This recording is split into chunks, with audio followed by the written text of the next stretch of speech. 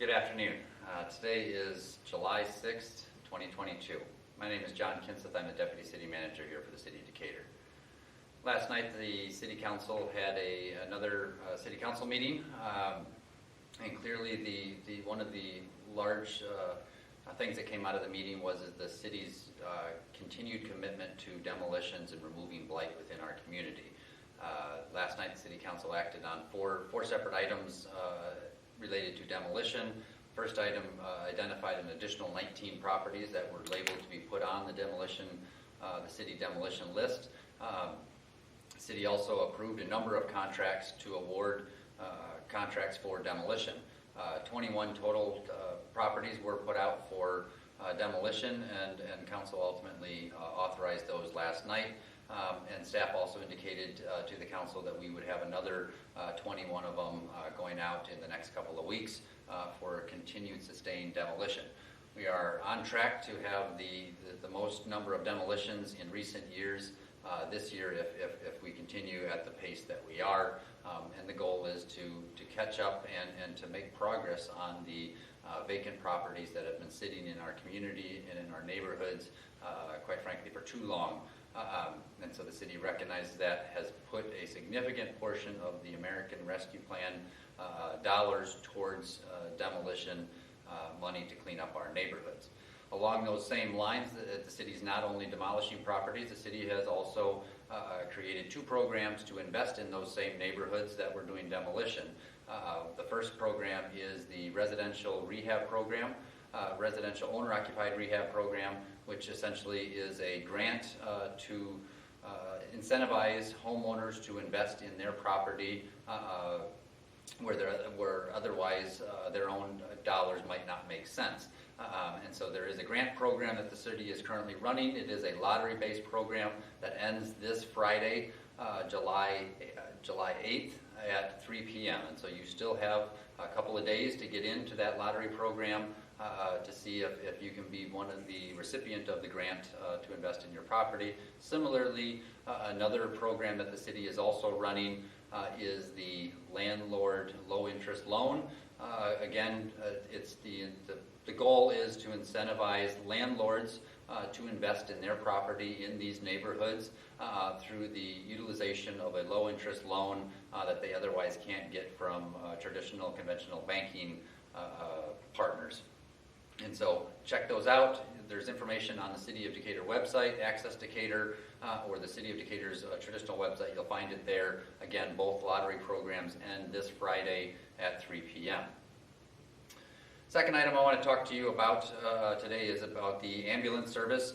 A couple of weeks ago, the city announced that we were aware and that the Decatur Ambulance Service was going to be suspending operations potentially as soon as September 1st. The city and a number of local community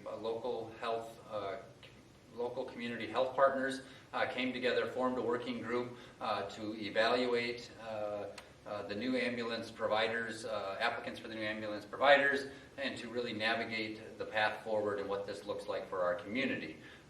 We are committed to making a smooth transition to ensure that there is no service interruption for anybody that needs an emergency transport when they call 911. And so what I can report to you today is that we've had a number of interested parties from all over the Midwest, all over the state of Illinois, all over the Midwest, and some even outside of the Midwest, national companies that are looking to essentially establish a footprint here in the city of Decatur and serve Decatur, Macon County, and beyond with a high-quality 21st century private ambulance service to meet the needs of our community.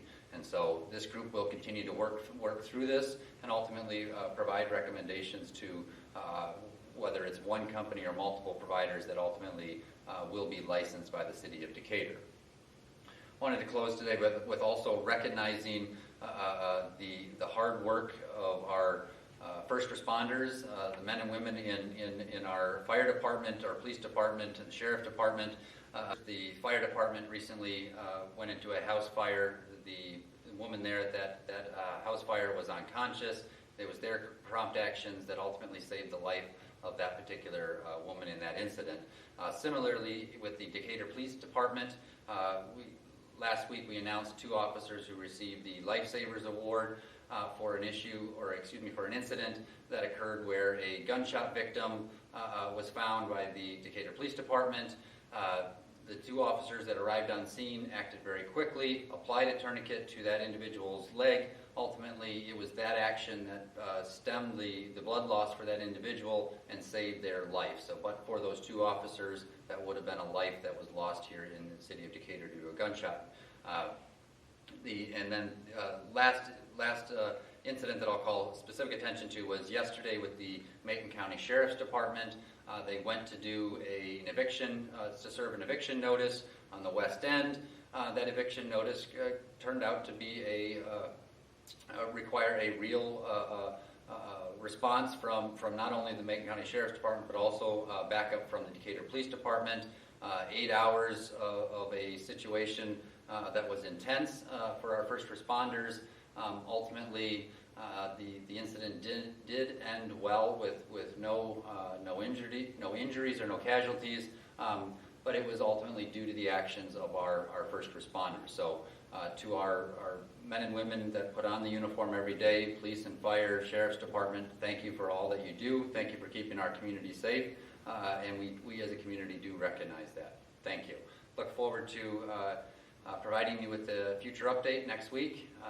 If you have any questions, concerns in the meantime, certainly feel free to contact the City of Decatur. We're here to serve you. Thank you.